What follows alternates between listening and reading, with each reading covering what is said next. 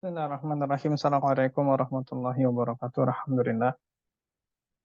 Wassalatu wassalamu ala rasulillah wa ala alihi wa ashabihi wa man tabi'ahum bi ihsanin ila yaumiddin. Amma ba'd. Insyaallah di sore kali ini kita akan melanjutkan kembali di pertemuan kelima di materi kita mengenai i'tibar, mutaba'ah dan syahid. Dan kita akan melihat prakteknya bagaimana itu diaplikasikan dalam sahih dan hasan li ghairihi. Yang nanti kita akan bahas. Yang itu sebenarnya adalah hanya bisa dibahas ketika kita sudah memang membahas iktibar, mutabah dan syahid. Sehingga memang ada munasabah untuk kita akhirkan materinya, tukar dengan iktibar, baru kita masuk ke sini. Dan di sebagian matan, seperti Nukhbatul Fikar, iktibar ini nanti baru dibahasnya setelah selesai membahas hadis doif. Ya, karena memang Hasan li ghairihi ini juga dibahasnya di situ. Setelah selesai hadis doif, baru kita bisa nyambung dengan Hasan li ghairihi.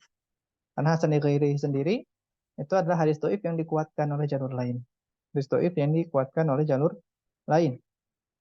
Sehingga dia uh, bisa muncul,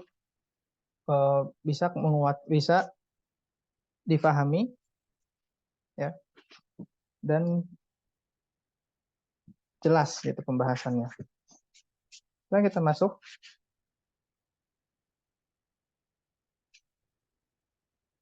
Yang akan dibahas tentu yang pertama itu ada itibar, mutabah dan syahid, definisi, ya. Kemudian contoh-contohnya, sepertinya ada yang keliru di sini, yang merahnya. Nanti kita ganti. Kemudian hadis sahih li ghairihi, definisi contoh derajat dan hukum beramal. Kemudian untuk ini juga sama ya. Untuk hadis hasan li ghairihi juga kita akan lihat dari sisi eh, definisi contoh dan juga hukum beramal. Ya. Harusnya yang tengah yang merah itu adalah perbedaannya ya, antara mutaba'ah dan syahid. Bagian pertama itibar, mutaba'ah dan syahid. Itibar itu adalah masdar, atau masdar itu terjemah enaknya itu adalah kata benda abstrak. Ya. Kata benda abstrak maksudnya dia adalah sebuah perbuatan tapi dia ada bentukan nomina atau bentukan kata benda. Kita baru ya tabiru, ya. Kemudian kata masdarnya adalah al-i'tibar. I'tibar adalah tadabbur dan penelaahan. Jadi i'tibar itu adalah menelusuri jalur-jalur suatu hadis tertentu untuk mengetahui apakah ada perawi lain yang ikut serta dalam meriwayatkan hadis tersebut. Jadi iktibar itu adalah proses. Ya. Iktibar itu adalah prosesnya. Mutabah dan syahid itu adalah nanti outputnya. Iktibar prosesnya, mutabah dan syahid adalah output. Ya. Jadi ini bukan tiga hal yang sama.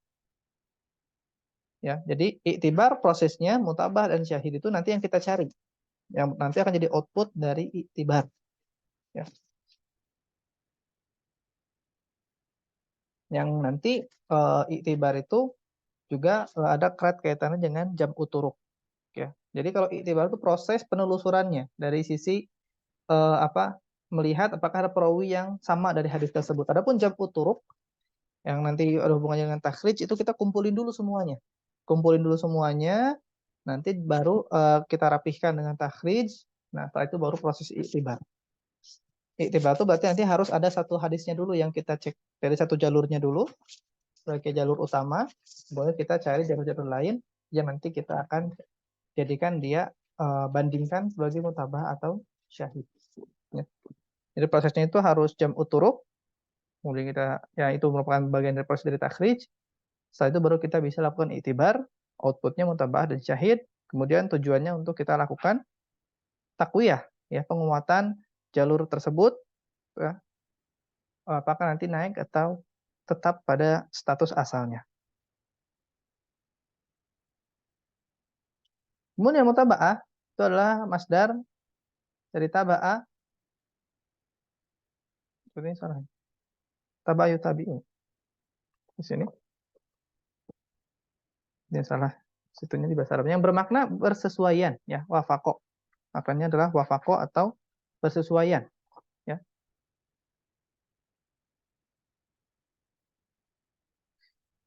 Mutabah. Nah, maksudnya mutabah itu adalah seorang perawi bersesuaian dengan perawi lain dalam riwayatnya dari gurunya atau dari perawi di atas gurunya melalui jalur sahabat yang sama. Ya. Jadi nanti ujungnya sahabat gitu. Jadi meskipun nanti sahabatnya sama terus pecah, nah itu sama sama aja masih bentukannya adalah mutabaah. Jadi jalur lain yang dia satu sahabat gitu. Satu sahabat atau satu guru pecahan dari sahabat tersebut, dari jalur sahabat tersebut, maka itu disebut mutabaah. Disebut dengan mutabaah. Agar lebih jelas nanti kita lihat. Nah, jenis mutabaah itu ada mutabah tammah, itu mutabah yang sempurna. Mutabah yang sempurna itu kalau kita dapat dari guru yang sama. Yang misalkan Malik. Malik punya murid dua. Si A dan si B misalkan. Nah, kalau kita dapatkan jalur dari si A, lalu kita dapatkan jalur si B, maka itu namanya mutabaah tammah. Dua-duanya ketemu di Malik. Gitu. Dua-duanya ketemu di Malik. Jadi kalau kita ketemu di titik percabangan, nah itu mutabaah tammah. Pas di titik percabangannya. Baru mutabaah tammah. Gurunya sama. Ada mutabah qasirah, yaitu mutabah yang dihasilkan dari jalur gurunya atau lebih tinggi. Jadi nanti gurunya juga ternyata cabangan gitu. Gurunya juga adalah jalur cabang yang nanti tetap mengerucut meskipun nanti mengerucutnya pada seorang sahabat. Yaitu mutabah qasirah itu dari cabang yang lain tapi masih satu sahabat.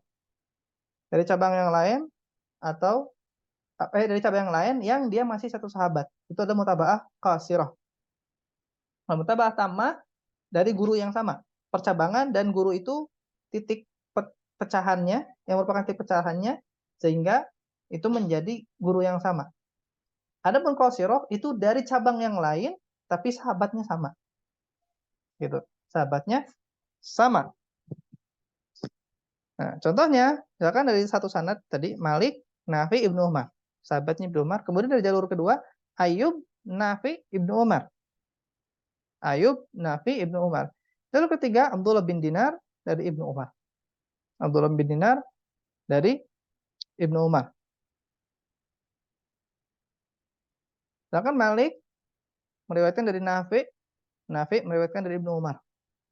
Nah, kemudian, nah kan Nafi ini gurunya nih. Nafi juga punya murid yang lain, Ayub As-Sakhtiyani. Nah, ketika kita punya hadis yang kita iktibar itu jalurnya Malik, itu kita dapati ada jalur dari Ayub. Yang satu guru di Nafi. Maka ini disebut mutabah tammah, mutabah sempurna. Karena lebih real, apple to apple-nya. Karena dari satu guru. Apple to apple. Nah, mutabah qasirah itu seperti apa? Nah, Ibnu Umar punya cabang lain. Abdullah bin Dinar. Gitu. Nah, ketika kita dapat dari jalur cabang yang sini, dari cabang yang lain, tapi masih dari Ibnu Umar, maka ini yang kita sebut dengan mutabah qasirah. Itu yang mutabah qasirah. Karena kita jalur yang lain, cabang yang lain. Adapun Ayub dari cabang yang sama, Nafi. Dan masih satu guru dengan Malik gitu. Ayub dan Malik satu guru, yaitu Nafi. Dan membandingkannya enak, apple to apple, karena satu guru, sama-sama satu guru. Karena kita benar-benar bisa tahu nanti apakah Nafi atau apakah Malik ini sama nggak dengan Ayub. Karena kan Nafi pasti jelaskan misalkan meriwayatkan hadis A sampai G. Nah, ketika kita bandingkan riwayat Malik dan Ayub, kita akan tahu apakah Ayub dan Malik itu benar-benar A sampai G, atau misalnya Ayub nambah satu, atau kurang satu, atau susunannya yang diubah. Padahal sama-sama satu guru, yaitu Nafi.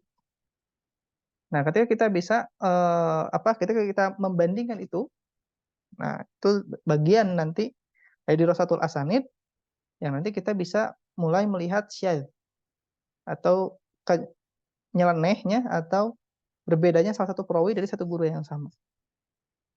Gitu. Nah, tapi mutabah itu nisbi. Mutabah itu nisbi. Jadi kadang Abdullah bin Dinar ini jalurnya mutabah qasirah untuk Malik. untuk jalur Malik. Tapi untuk jalurnya Ibnu Umar, maka Nafi ini adalah mutaba'ah tammah bagi Abdullah bin Dinar. Nafi ini adalah mutaba'ah tammah bagi Abdullah bin Dinar karena ya langsung satu guru dengan Ibnu Umar. Nah itu jadi nisbi. Mutaba'ah itu nisbi.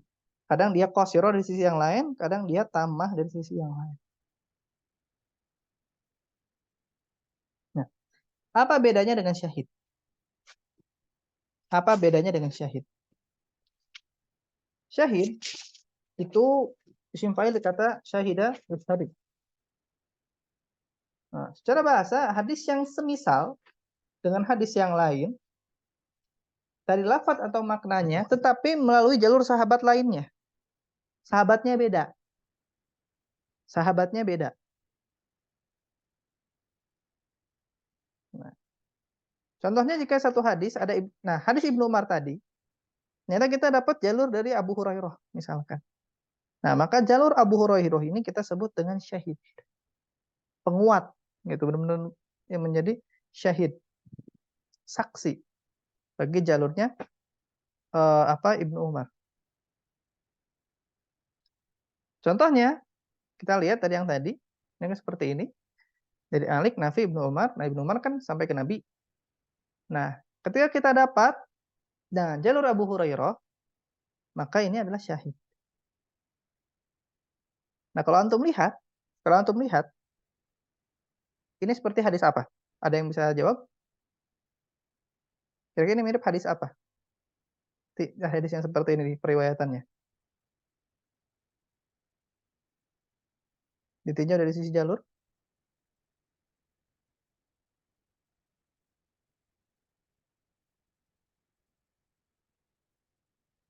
Nggak terbayang? Ini adalah hadis aziz. Dua. Ya. Dari Nabi 2 orang, dari Ibnu Umar 2 orang, dari Nafi 2 orang. Nah, ini adalah hadis aziz. Jadi hadis gharib itu nggak mungkin dia punya syahid. Kalau punya syahid berarti dia hadis aziz. Ya. Nggak mungkin dia punya hadis syahid kalau dia gharib. Dan gharib itu berarti kita cuma bisa mainkan mutaba'ah aja. Cuma kita bisa mainkan mutaba'ah. Nah, sehingga nanti kalau misalkan di ujung percabangan, titik percabangan paling atas ini sudah doif, sulit untuk kita kuatkan dengan syahid.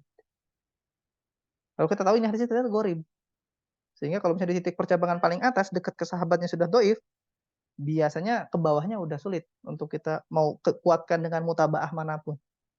Kalau mutaba'ah yang ke bawah jadi sudah tidak bisa diperhitungkan. Mutaba'ah ke bawah. Nanti itu lebih detail ya kita bahas di Rusatul Asani di level ketiga. Nah, sehingga nanti kalau punya masyhur, kalau hadisnya masyhur berarti nanti syahidnya ada 2. Minimal ada 2, bisa lebih. Gitu kan? Nah, oleh karena itu kalau hadis sudah mutawatir dari sahabat sudah puluhan, syahidnya penguatnya udah tidak perlu tidak perlu diperhitungkan lagi gitu. Sehingga hadisnya sudah langsung auto diterima. Sudah pasti langsung auto diterima. Nah, jadi kalau kita lihat apa perbedaan mutabah dan syahid? Perbedaan utamanya adalah kalau pada jalur sahabat yang sama, ya, maka ini mutaba'ah. Kalau ada kesamaan, kemudian sama berbeda jalur sahabatnya, maka itulah syahid. Mutaba'ah harus sama sahabatnya, kalau syahid berbeda sahabatnya. Nah, bagaimana antum bisa menyusun kayak tadi? Ya nanti harus belajar ilmu takhrij dulu. Gitu. Belajar ilmu takhrij dulu, ya. Antum proses yang antum lakukan itu adalah jam'u turuq, baru antum bisa lakukan iktibar. Outputnya mutaba'ah dan syahid. Outputnya mutaba'ah dan syahid. Nah, contoh mutaba'ah dan syahid, misalkan Syafi'i, ya. Imam Syafi'i meriwayatkan dalam kitab Al-Um dari Malik, dari Abdullah bin Dinar, dari Abdullah bin Umar bahwa Rasulullah SAW bersabda, "Asy-syahru tis'un wa tis'run." Fala tasumu hatta tarul hilal, wa la tuftiru hatta taruhu, fa in gumma 'alaikum fakmilul iddata salasin. Ini hadis yang tentang apa? Puasa Ramadan, ya. 1 bulan Hijriah itu 29 hari biasanya. Maka janganlah berpuasa sampai melihat hilal. Wala tuftiru, dan juga jangan berhenti berpuasa sampai melihat hilal lagi hatta taruhu. Fa in gumma 'alaikum, jika hilal yang tertutup, fakmilul iddata salasin. Ya, fakmilul iddah salasin. Sempurnakan sampai 30 hari. Ini juga diriwayatkan dalam Musnad Syafi'i, ya. Seperti lihat bahwa seperti yang Anda bilang, mungkin seorang faqih gitu, dia menjadi seorang faqih kalau dia nggak ngerti ilmu hadis. Karena untuk berdalil ya harus paham ilmu hadisnya dulu. Harus tahu kevaliditas dalil yang mau dia gunakan. Dan kalau cuma ngerti hadis, nggak ngerti usul fikih, sama aja. Dia cuma nukil aja. Hanya menukil tapi kosong dari analisis. Sehingga tidak bisa seseorang juga kita sebut seorang alim kalau hanya tahu sahih doif saja, tanpa bisa mengeluarkan analisis atau mengekstrak informasi yang dia peroleh dari hadis yang dia riwayatkan. Nah,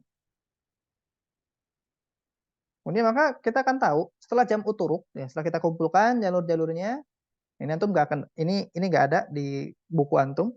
Kalau antum yang punya bukunya, yang anda kumpulkan sendiri. Sebenarnya banyak ya jalurnya ya, cuma anda pilih yang enak saja, yang nyambung.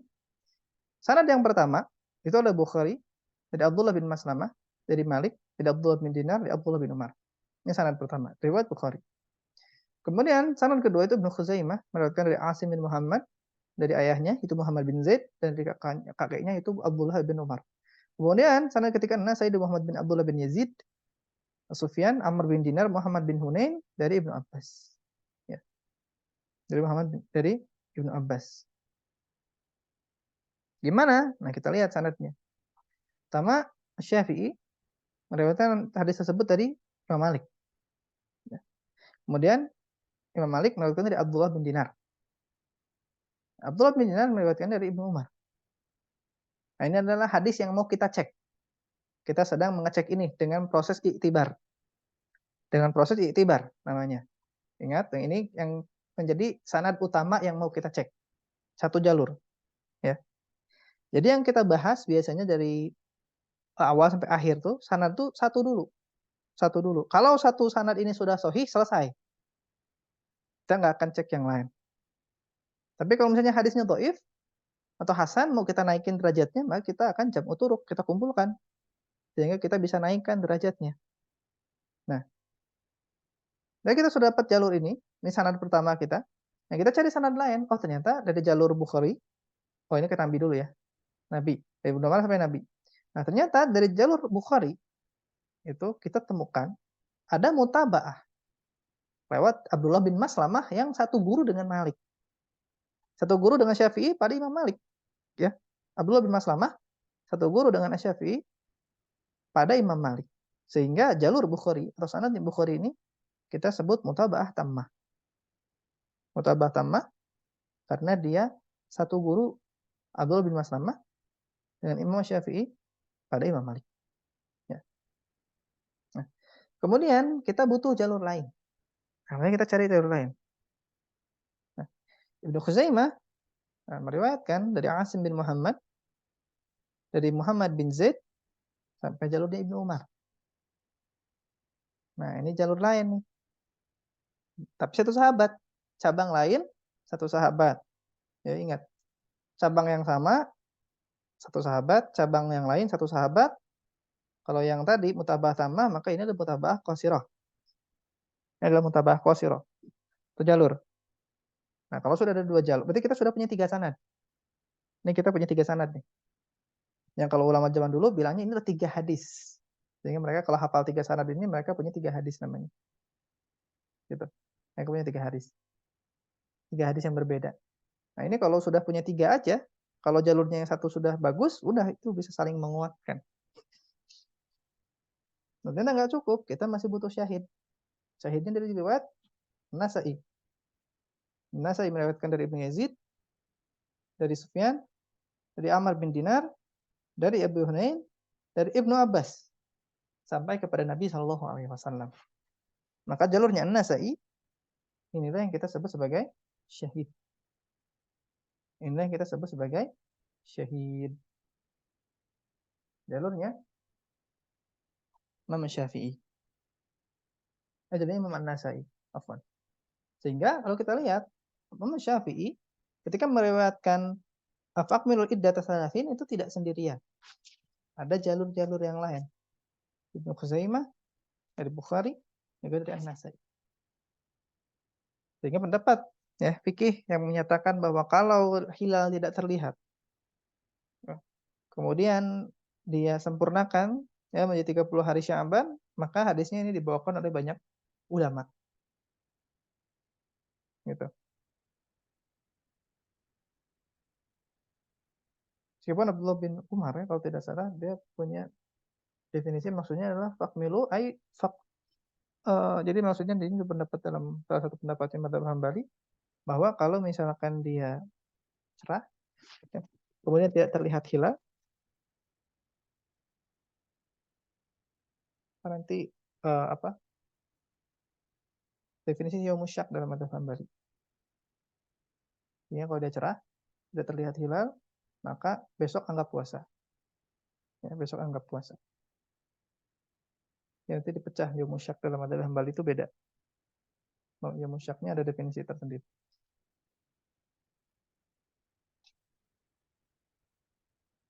Nah, hal yang perlu diperhatikan, yang pertama, mutabah dan syahid dapat digunakan untuk memperkuat hadis-hadis lemah yang bisa dikuatkan melalui jalur lain.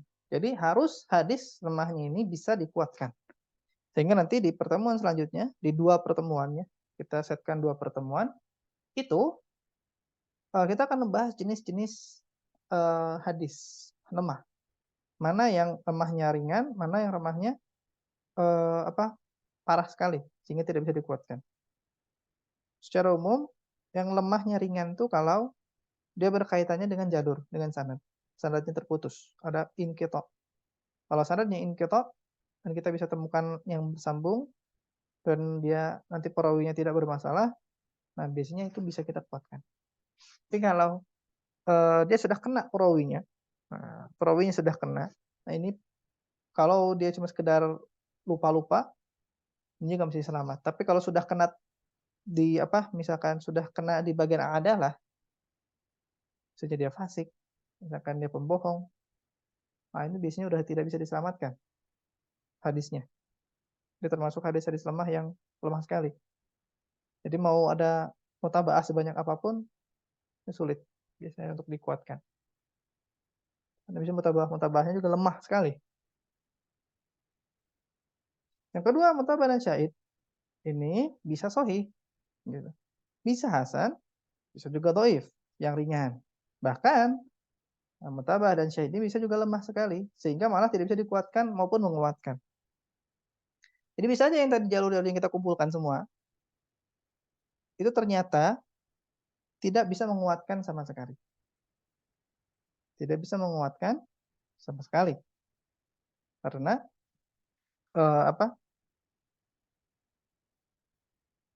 tadi dia lemah sekali jalur sanadnya. Perawinya ternyata kena semua gitu. Perawinya kena semua. Di bagian adalah mereka fasik, pembohong, kalau misalnya hafalannya buruk sekali, misalkan bukan lupa-lupa gitu, maka ini sudah tidak bisa disamakan. Sehingga kalau antum baca-baca kitab-kitab takhrij, misalkan, oh ini ada mutaba'ah dari sini, sini, sini, tapi nggak bisa dipakai mutaba'ahnya.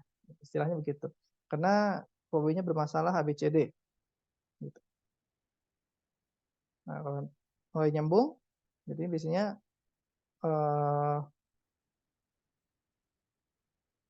kalau sudah sampai ke iktibar, mutaba'ah dan syahid, kita sudah mulai bisa lengkap nanti mempelajari, mulai bisa membaca kitab-kitab takhrij yang isinya praktek seperti Al-Habir atau mungkin yang kontemporer seperti Syekh Albani misalkan dari Sahih Dhaif As-Silsilah Shahihah dan Silsilah Dhaifah.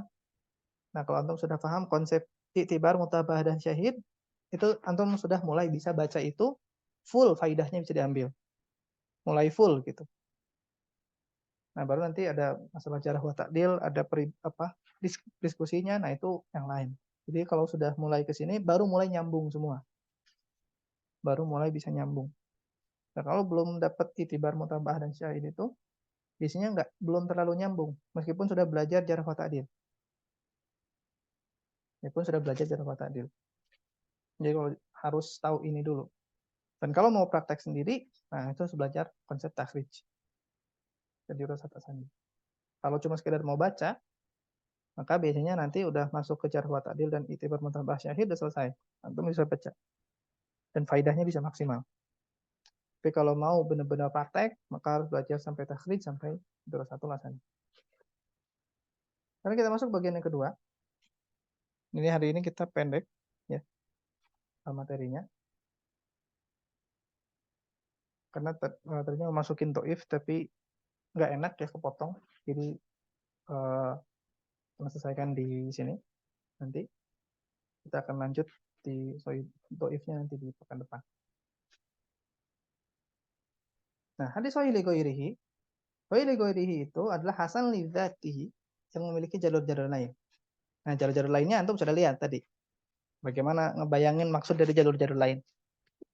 Biasanya kalau belum dapat konsep iktibar, mutabah, syahidnya, itu nggak kebayang yang dimaksud dengan jalur-jalur lain itu yang kayak gimana. Ya. Dan nanti contoh-contoh yang kita lihatkan di sini pun kita akan perlihatkan dengan konsep iktibar, mutabah dan syahid. Konsep mutabah dan syahidnya kita akan lihatkan. Jadi hasan li dzatihi yang memiliki jalur-jalur lain. Nah, jalur-jalur lain tersebut diharuskan memiliki derajat yang sama atau lebih tinggi. Tidak boleh dan tidak boleh riwayat yang lemah. Ya. Jadi kalau misalnya hasan ketemu doif ya nggak bisa naik jadi sohih gitu. Hasan minimal ketemu hasan lagi baru jadi sohih. Hasan ketemu sohih ya yang hasan auto jadi sohih dong. Gitu. Jadi kalau hasan ketemu hasan jadi sohih, hasan ketemu sohih ya yang hasan ikutan naik gitu. Seperti misalkan ya kita asalnya kan kita baru ketemu hadis ini sanadnya, orangnya, perawinya hasan. Ya kita belum nemu yang lain. Nah, ketika kita nemu jalur yang lain, nyatanya jalur ini sohih, otomatis yang hasan. Jadi yang hasan ini menjadi sohih li ghairihi. Meskipun secara zatnya atau secara asalnya dia hasan li dzatihi. Tapi status akhirnya dia menjadi sohih li ghairihi. Karena kita nemu sohih li dzatihi. Kita temukan sohih li dzatihi sehingga yang hasan li dzatihi ini naik jadi sohih li ghairihi. Hukum akhirnya. Adapun hukum secara sanadnya, secara satu sanadnya kalau kita cek itunya saja, maka dia hanya hasan li dzatihi. Seperti itu. Dan kalau kita temukan jalur lain, syahidnya misalkan ada syahid, maka dia si hasan ini naik jadi sahih li ghairihi. Kadang ketemu hadis yang sahih, apalagi ketemu hasan aja dia naik jadi dua-duanya akan naik jadi sahih li ghairihi, apalagi kalau misalnya satunya udah sahih li dzatihi. Maka yang hasan li dzatihi ini akan naik menjadi sahih li ghairihi. Dinamakan sahih li ghairihi karena kesahihannya bukan berasal dari sanad asli. Nanti yang kita maksud dari sanad asli, yaitu yang sanad yang sedang kita lakukan itibar. Tapi dia dapat kesohihannya itu dari mutabaahnya atau dari syahidnya. Dia dapatkan sohihnya itu dari mutabaah atau dari syahid. Ya. Karena jalur-jalur lain yang menambah kekuatan dari si sanad tersebut. Nah, derajat sahih li ghairihi, hadis ini termasuk jenis hadis yang diterima. Dia termasuk hadis makbul. Dia termasuk hadis makbul. Sehingga bisa untuk kita lakukan jadikan dalil gitu. Karena kan dia secara paket, secara rame-rame hitungannya dia sudah jadi sahih. Karena asalnya pun juga hadis hasan meskipun terlepas dari dia sahih li ghairihi, aslinya pun dia hasan dan hasan tentu bisa diamalkan. Ya, dan dikuatkan oleh berbagai jalur sehingga dia pun menjadi sahih li ghairihi yang posisinya di tengah-tengah antara sahih li dzatihi dan hasan li dzatihi. Jadi dia pertengahan. Sahih li ghairihi itu pertengahan antara hasan li dzatihi dan sahih li dzatihi. Contoh dari hadis sahih li ghairihi itu adalah hadis Muhammad bin Amr bin Alqamah yang sudah kita tunjukkan di pekan lalu dari Abu Salamah bin Abdurrahman dari Abu Hurairah bahwa Rasulullah SAW bersabda, "Laula an asyqa ala ummati la amartuhum bisiwak inda kulli shalah." Ya, kalau tidak karena aku menyulitkan umatku, aku akan perintahkan mereka untuk bersiwak setiap kali hendak sholat. Hadis ini hasan karena Muhammad bin Amr bin Alqamah terkenal dengan kejujurannya dan penjagaannya terhadap riwayat, tetapi bukan termasuk jajaran perawi yang mutkin. Jadi bukan perawi-perawi yang siqah. Nah, kalau kita kumpulkan jalur-jalur yang lain, ya, maka kita akan temukan sanad pertama yang tadi, bahwa Ahmad meriwayatkan dari Yahya, dari Muhammad bin Amr bin Alqamah, dari Abu Salamah dari Abu Hurairah. Ini binnya nggak ada ya. Ahmad juga meriwayatkan dari Sufyan, dari Abu Zinad, dari Al-A'raj, dari Abu Hurairah. Kemudian ada sanad lain, itu di Ad-Darimi, dari Muhammad, dari Ya'qub, dari Muhammad bin Ishaq, dari Abdurrahman bin Yasar, dari Ubaidillah bin Abi Rafi', dari ayahnya, dari Ali. Ya.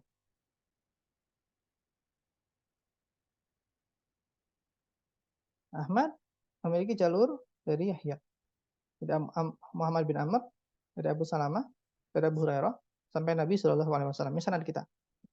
Sanad aslinya yang mau kita cek. Dari Mutabah dan Syahid. Kemudian dari riwayat Ahmad juga dari Sufyan, Abu Zinad, Al-A'raj, dan Abu Hurairah bersambung. Nah, maka inilah mutabah qasirah. Dan saya belum menemukan mutabah tammah yang ketemu di Abu Salamah. Ya, saya belum ketemu di Abu Salamah. Belum cek sih, belum cek secara menyeluruh. Ini saya cek cepat saja agar terutama nyari contoh yang dia ada mutabah dan syahid. Jadi saya fokusnya ke situ dulu. Mungkin ada jalur yang lain. Nah, itu harus kita cek. Jadi ilmu hadis itu based on data. Enaknya dia based on data. Datanya dulu. Artinya datanya apa? Sanad. Data keduanya nanti adalah jarh wa ta'dil dari para perawi.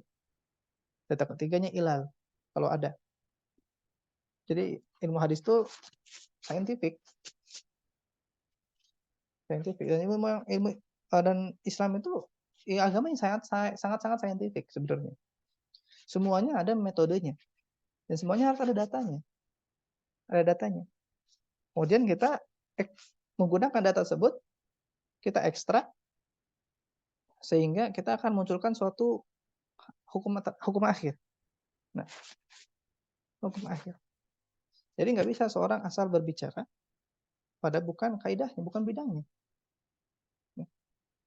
Karena semua ada kaidahnya untuk bidang-bidang tertentu. Kalau kita mau berfatwa, maka kita harus punya ilmu alat, usul fikih. Karena fatwa itu hanya bisa muncul dari itu. Nggak bisa kita ngambil berfatwa tanpa modal usul fikih, hanya dari nukilan. Contohnya kita berfatwa dengan taklid. Walaupun berfatwa dengan taklid itu haram. Ya, berfatwa dengan taklid itu haram.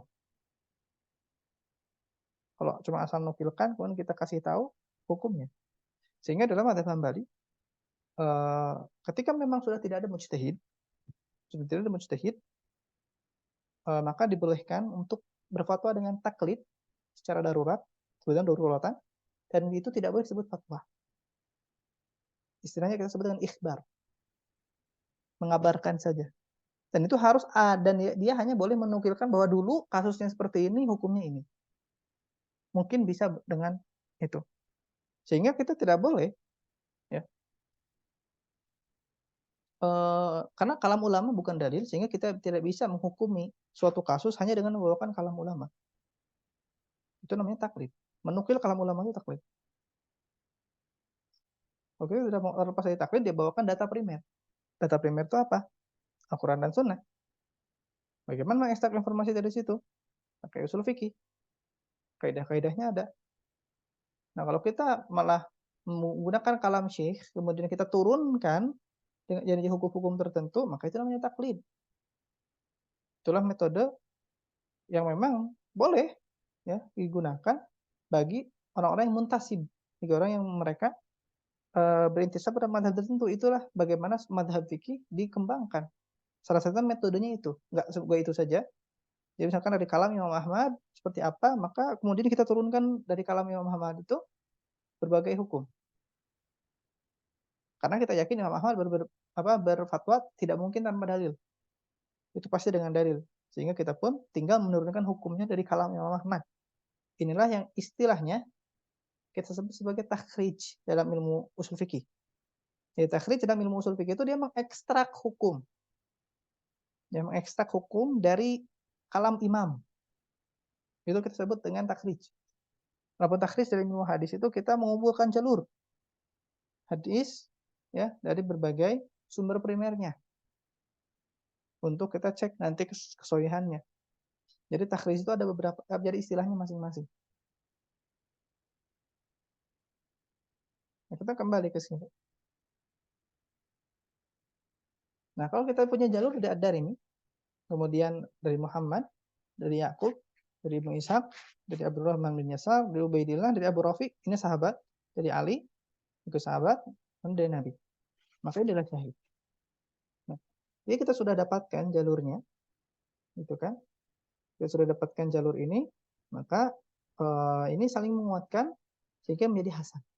Menjadi sahih li ghairihi. Dia menjadi sahih li ghairihi. Pertama jadi jalurnya Sufyan, Abu Zinad dan Al-A'raj. Kalau salah Abu Zinadnya yang ya hasan kalau tidak salah. Atau sahih lupa. Nah, jadi jalur ini yang bagusnya. Jadi jalur yang orangnya itu yang bagusnya sehingga dia jalur yang hijau yang sebelah kiri itu naik kan ya karena itu. Nah, ini jalur yang seperti ini. Jadi ketika kita menguatkan yang hijau ini kita kuatkan dengan yang kuning dan kita kuatkan dengan yang biru. Sehingga jalur yang hijau ini dia secara zatnya jalur yang hijau ini adalah hasan. Tapi dia kalau digabung dengan jalur yang biru, dengan jalur yang oranye, maka mereka bertiga menjadi sahih li ghairihi. Tapi yang oranye kayaknya sahih. Sahih li ghairihi kayaknya. Cuman anak belum cek. Setahu anaknya polisi kok semua. Jadi nanti kita cek. Gitu. Kalau misalkan yang oranye jalurnya sahih li dzatihi, maka yang biru dan yang hijau mereka akan naik level menjadi sahih li ghairihi. Dan kalau semuanya hasan, ya sepaket masing-masing hasan li dzatihi, yang hijau, yang biru maupun yang kuning, maka oranye lah. Yang oranye, maka mereka satu paket menjadi sahih li ghairihi. Gitu.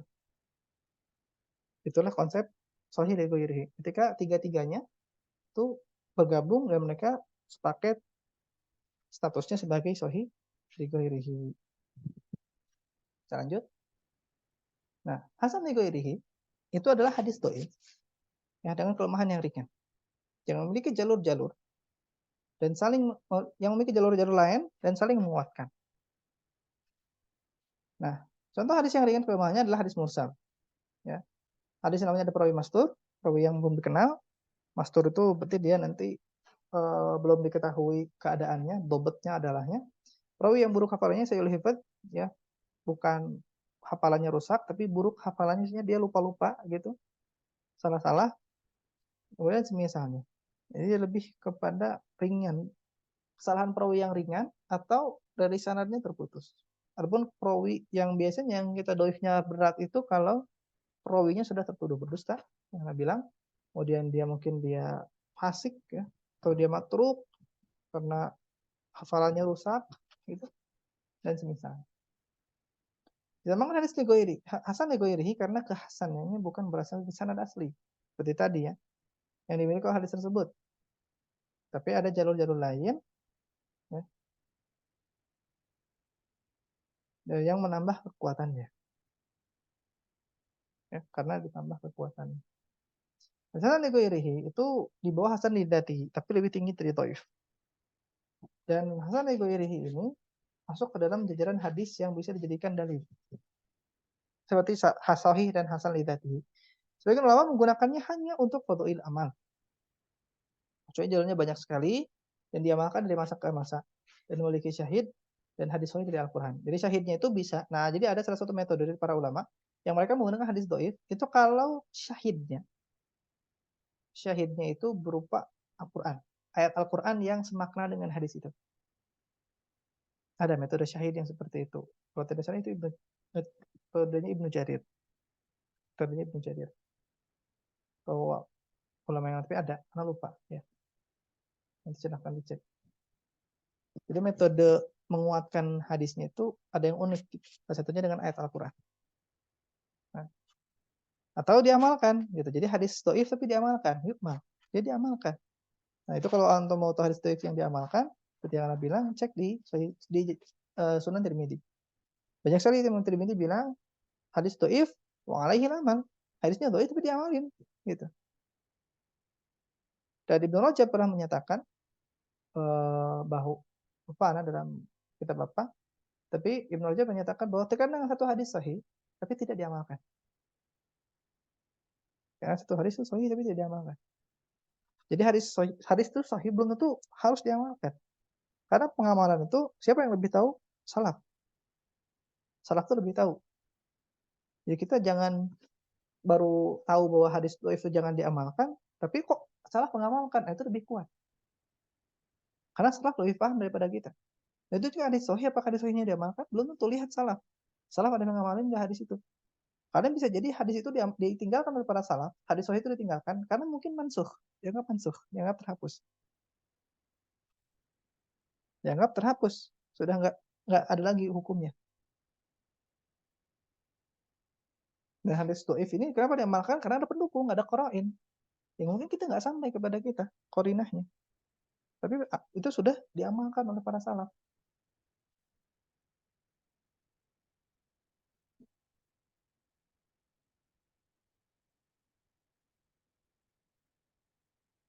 Gitu. Sehingga penting ya untuk kita tuh tidak jemawa. Ya, terutama kalau sudah belajar ilmu hadis tuh, hadisnya dhaif tinggalkan gitu. Hadisnya sahih amalkan. Enggak. Kaidah beramal dengan hadis itu tetap kita harus melihat para salaf. Para salaf ngamalin nggak hadis itu? Kalau dhaif tapi diamalkan, kita ikuti. Karena ilmu mereka lebih dalam daripada kita. Dan di hadis sahih yang mereka tinggalkan, mereka nggak amalkan. Ya. Itu ada. Jadi nggak semua hadis sahih diamalkan dan nggak semua hadis dhaif itu ditinggalkan. Hadis hasan li contohnya itu ada hadis zakatul jani zakatul ummihi. Diriwayatkan dari Al-Mujarid, dari Abdul Waddaq bin Nauf, dari Abi Sa'id Al-Khudri dari Rasulullah. Dan Abu Jalid di sini adalah perawi yang lemah. Ya, Al-Mujalid di sini adalah perawi yang lemah. Kalau kita analisis sanadnya,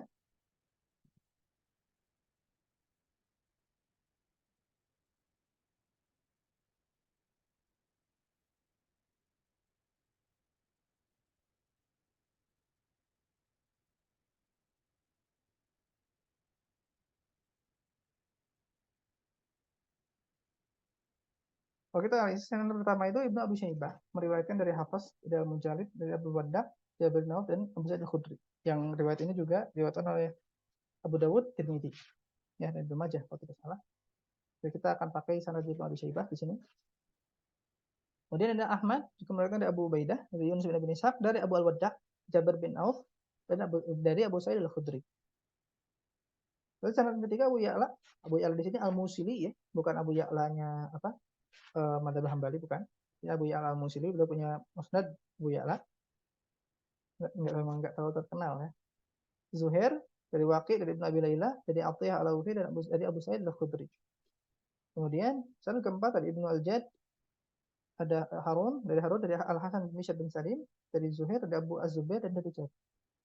Nah, kalau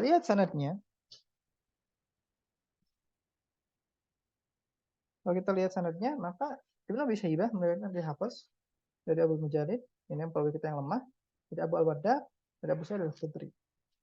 Nah, kemudian kita temukan Nabi ya, lupa. Kemudian kita akan temukan Ahmad juga meriwayatkan dari Abu Ubaidah, dari Yunus bin Ishaq, nah, dan juga dari jalur Abu Al-Waddaq. Nah, maka ini adalah mutabah tammah. Mutabah tammah karena ketemu di Al-Waddaq. Ya, ketemu di Al-Waddaq.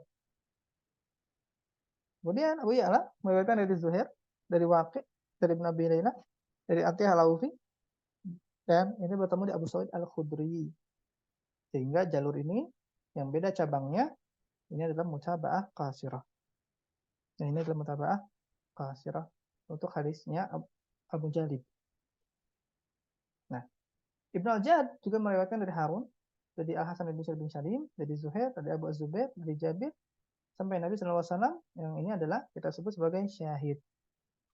Ya, sebagai syahid. Nah, ketika kita gabungkan, maka semua sanad ini, ya, semua sanad ini adalah sanad yang ada yang sanad yang dhaif, sehingga nanti ini akan saling menguatkan satu sama lain menjadi hasan li ghairihi.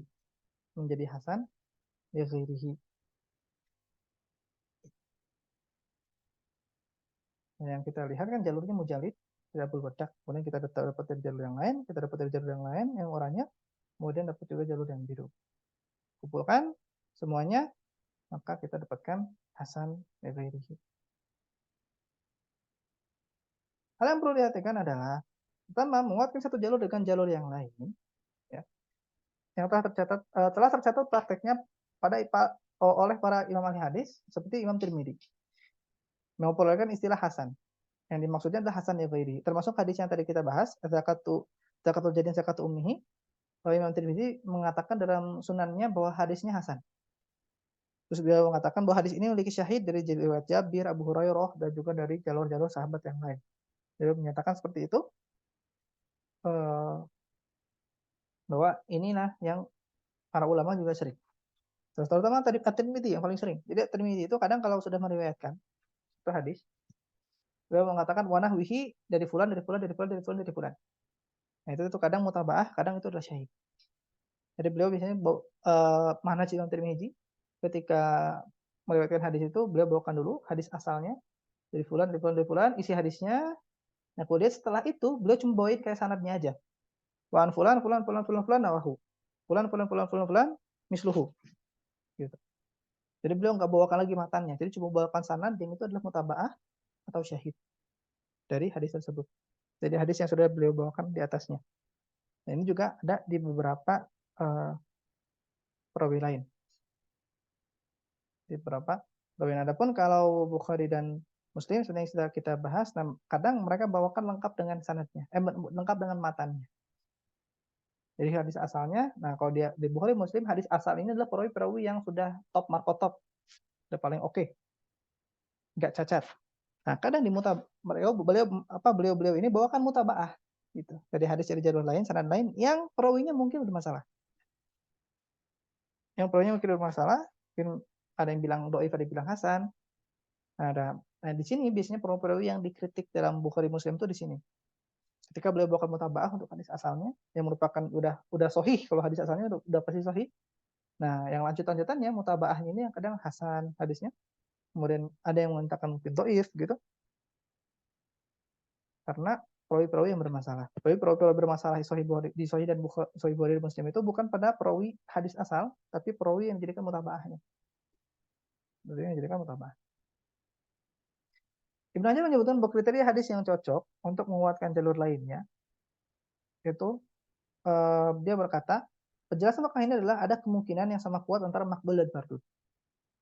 Jadi kriteria hadis yang cocok untuk dikuatkan adalah dia sama-sama bisa lemah, bisa sahih.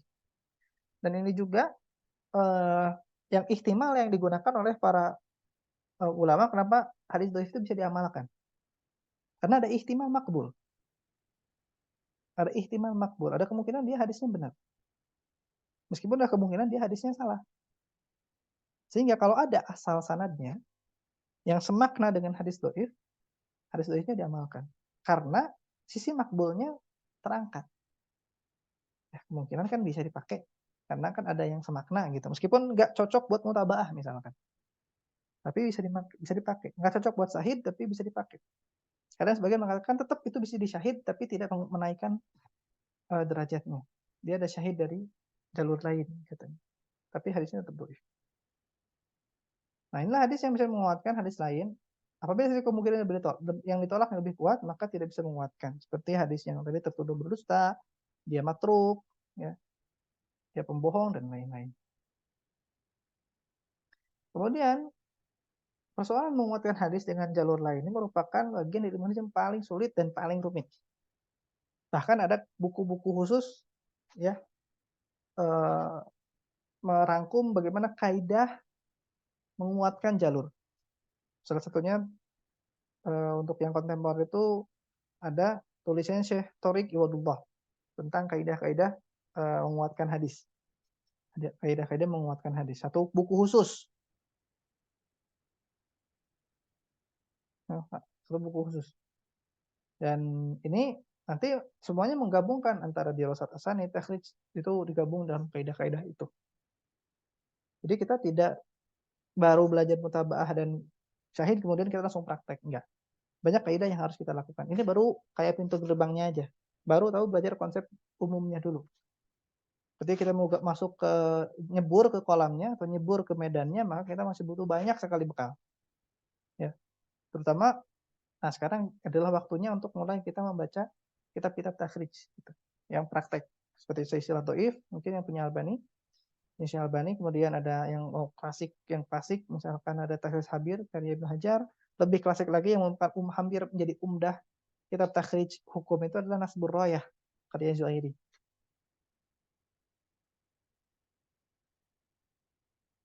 Secara umum, apa yang dikatakan para ulama kritik hadis tentang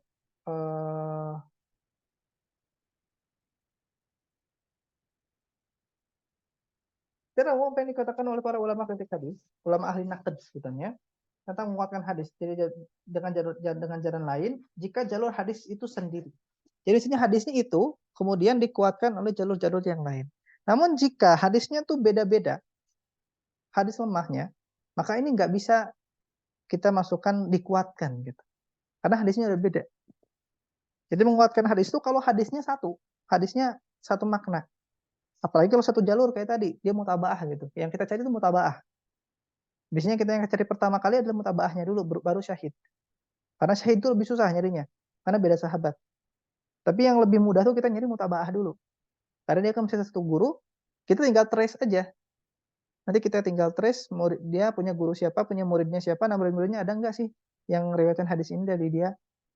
Nah, kalau satu jalur, satu sahabat itu masih mudah trace-nya. Kita masih mudah untuk kita telusuri. Tapi kalau sudah beda sahabat itu yang susah. Jadi nyari mutabah lebih gampang dibanding nyari syahid. Tapi kalau udah nemu syahid, lebih menguatkan dibanding mutabah. Ya, bisa lebih menguatkan karena itu jadi hadis yang aziz, gitu. Nggak cuma gharib. Menunjukkan memang dia punya asal dari Nabi SAW. Nah,